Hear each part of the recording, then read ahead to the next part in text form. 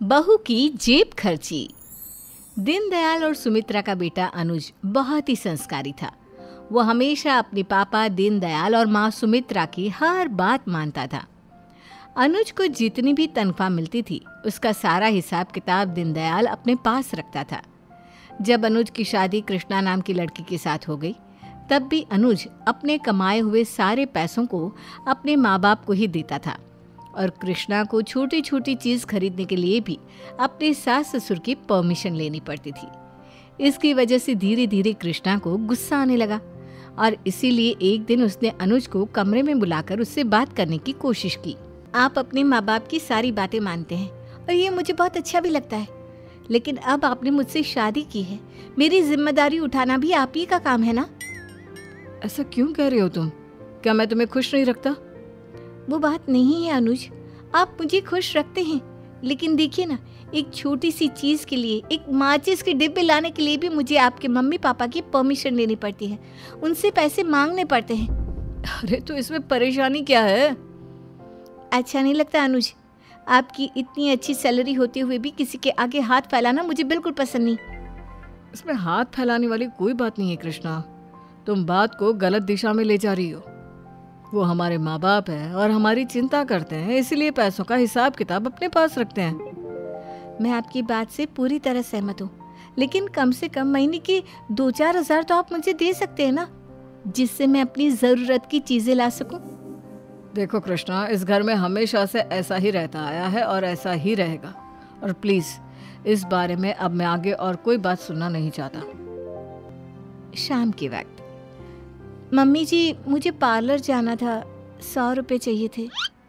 अरे बहू, अभी 20 दिन पहले ही तो पार्लर गई थी, फिर से पार्लर जाना है?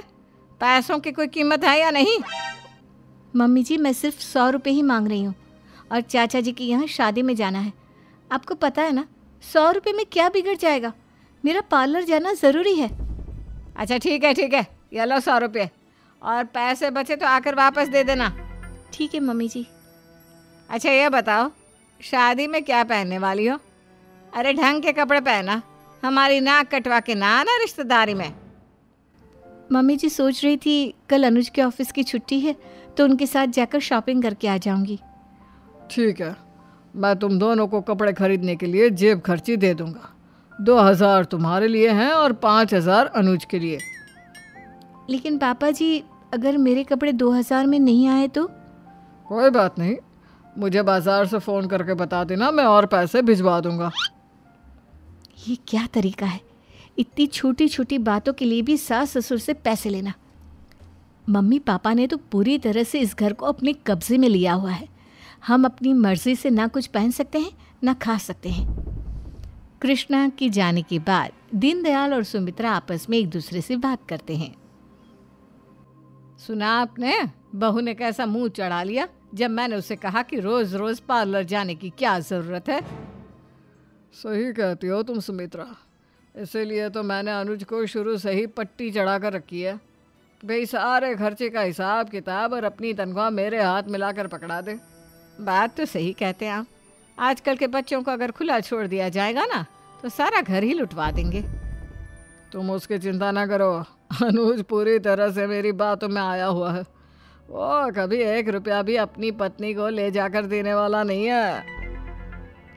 पता नहीं हम ये सब कब तक कर पाएंगे।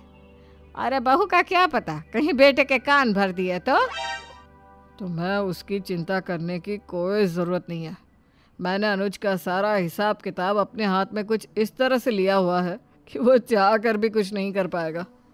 और रही बात बहू की, उसका क्या है, उसे तो 1-1 रुपए के लिए हमारे आगे हाथ फैलाना ही पड़ता है, जाएगी कहाँ। बिल्कुल ठीक कहते हैं आप, अगर ज़रा सी छूट दे दी ना तो अनुज अपनी पत्नी को लेकर चलता बनेगा इस घर से, इसलिए उसे तो काबू में ही बनाए रखना। हाँ बिल्कुल, तुम क्यों चिंता करती हो अनुज की माँ। मेरा बेटा मुझसे बिना पूछे एक बनियान भी नहीं खरीद सकता। कृष्णा ने सारी बातें दीनदयाल और सुमित्रा के कमरे के बाहर खड़े रहकर सुन ली थी, और इस बात का दीनदयाल और सुमित्रा दोनों में से किसी को भी अंदाज़ा नहीं था। कृष्णा ने सोच लिया था कि वो अपने सास ससुर को उनकी इस हरकत के लिए सबक सिखा कर रहेगी। बस उसे एक मौके की तलाश थी। और फिर एक दिन सुबह के वक्त जब अनुज ने अपने पापा से गाड़ी में पेट्रोल डलवाने के लिए पैसे मांगे तो कृष्णा ने प्लान को अंजाम देने के बारे में सोचा। पापा 500 रुपये चाहिए, वो गाड़ी में पेट्रोल खत्म हो गया है ना। अच्छा ठीक है बेटा, ये लो 500 रुपये। ठीक है पापा, चलता हूँ। कृष्णा ने चुपचाप जाकर गाड़ी का पेट्रोल टैंक लीक कर दिया। अनुज की गाड़ी एक सुनसान रास्ते में जाकर रुक गई। शाम को जब अनुज किसी तरह लौटकर अपने घर आया तो बहुत परेशान था। अरे क्या हुआ बेटा, इतने परेशान क्यों लग रहे हो? और तुम्हारे कपड़ों पर इतने दाग किस चीज़ के लगे हैं? क्या बताऊँ मम्मी, गाड़ी का पेट्रोल टैंक लीक था। मैंने गाड़ी में 500 रुपये का पेट्रोल डलवाया, लेकिन गाड़ी सुनसान जगह पर जाकर बंद हो गई। अरे तो किसी मैकेनिक को फ़ोन करके बुलाना चाहिए था ना तुम्हें। क्या करता पापा, पैसे नहीं थे मेरी जेब में। किसी मैकेनिक को कैसे बुलाता? वो मुझसे पैसे मांगता और 500 रुपये मैंने आज आपसे एक्स्ट्रा लिए थे जो जेब खर्ची के थे, वो तो बाकी कामों में खर्च हो गए। अरे तो पैसे बचा के रखने चाहिए थे ना। पूरे 1000 दिए थे मैंने तुम्हें महीने के खर्च के। लेकिन पापा 1000 में महीने का खर्चा नहीं चलता। और जानते हैं ना, मैं ना तो ऑफिस पहुंच पाया और ना ही कोई काम हुआ। ऊपर से धक्के मारकर गाड़ी को घर तक लेकर आया, वो अलग। अब देखो बेटा, तुम्हारे पापा तुम्हारे पैसों का हिसाब किताब रखते हैं, यह कोई गलत बात तो नहीं है। जो भी जेब खर्ची तुम्हें मिलती है उसे बचा कर रखा करो।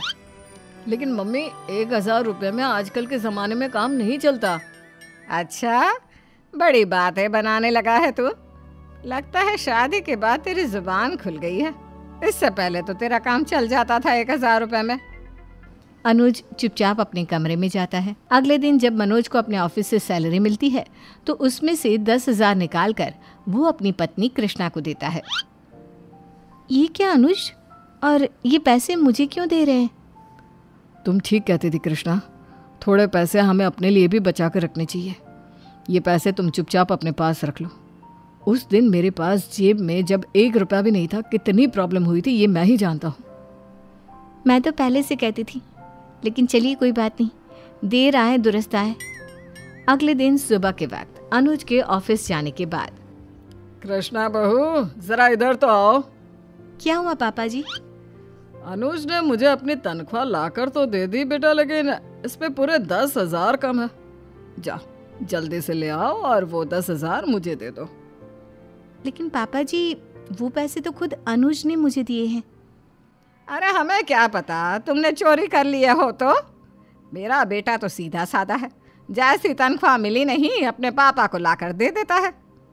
चलो जल्दी करो और 10,000 लाकर हमें दे दो, हम तुम्हारी शिकायत नहीं करेंगे उससे। बस मम्मी जी, पापा जी, आपको शिकायत करने की ज़रूरत भी नहीं है। मैं सच कह रही हूँ, अनुज ने खुद मुझे वो पैसे लाकर दिए हैं। अच्छा, मैं मार्केट चलती हूँ, मुझे शॉपिंग करने जाना है। कृष्णा के जाने के बाद, देखा, मैं ना कहती थी कि ये ज़रूर उसके कान भर देगी। पूरे 10,000 कम मिले हैं इस बार आपको। अब बताइए क्या करेंगे? इस मामले को तो मैं बाद में सुलझा लूँगा।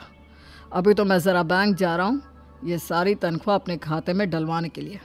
वापस लौटकर अनुज से बात करता हूँ। इतना कहकर दीनदयाल बैंक चले गए। अनुज पहले से ही ऑफिस गया हुआ था और कृष्णा जैसे ही बाजार से लौटकर आई, उसने देखा कि सुमित्रा फर्श पर बेहोश गिरी पड़ी हुई थी। मम्मी जी उठिए, क्या हुआ आपको? अब ठीक तो है? जल्दी से डॉक्टर को फ़ोन करती हूँ। नहीं, मम्मी जी को सीधे हॉस्पिटल लेकर जाती हूँ। अनुज और पापा जी का भी फ़ोन नहीं लग रहा, हॉस्पिटल ले जाना ही ठीक रहेगा। हॉस्पिटल पहुँचने के बाद, आप काउंटर पर 5,000 जमा करवा दीजिए, आपकी सास का इलाज शुरू हो जाएगा। हाँ, 1 मिनट रुकिए, मैं अभी पैसे जमा करवाती हूँ। कृष्णा ने काउंटर पर जाकर 5,000 जमा करवा दिए और डॉक्टर ने सुमित्रा का इलाज शुरू कर दिया। कुछ देर के बाद अनुज और दीनदयाल दोनों अस्पताल पहुंचे। डॉक्टर साहब, मेरी पत्नी ठीक तो है ना? अपनी बहू का शुक्रिया अदा कीजिए, जो सही वक्त पर वो उन्हें यहाँ लेकर आ गई और उनकी फीस भी जमा करवा दी, वरना आज आपकी पत्नी का बचना मुश्किल था। कृष्णा, ये तुमने बहुत अच्छा किया, मम्मी की जान बचा ली। अनुज, अगर आपने मुझे पैसे नहीं दिए होते तो पता नहीं आज क्या हो जाता। वो तो मेरे पास 10,000 रुपये थे, तो मैंने फटाफट फीस जमा करवा दी। डॉक्टर को बुलाकर मम्मी जी का इलाज भी शुरू करवा दिया। अनुज और कृष्णा, मैं तुम दोनों से एक बात कहना चाहता हूँ। मैंने तुम्हारी तनख्वाह और पैसों के मामले में कुछ ज़्यादा ही कब्जा किया हुआ था, लेकिन आज मुझे अपनी गलती का एहसास हो गया है। आज अगर बहू के हाथ में पैसे नहीं होते तो वो कैसे सुमित्रा को अस्पताल लेकर आती और उसका इलाज करवाती। मेरी गलती के लिए मुझे माफ़ कर दो बेटा।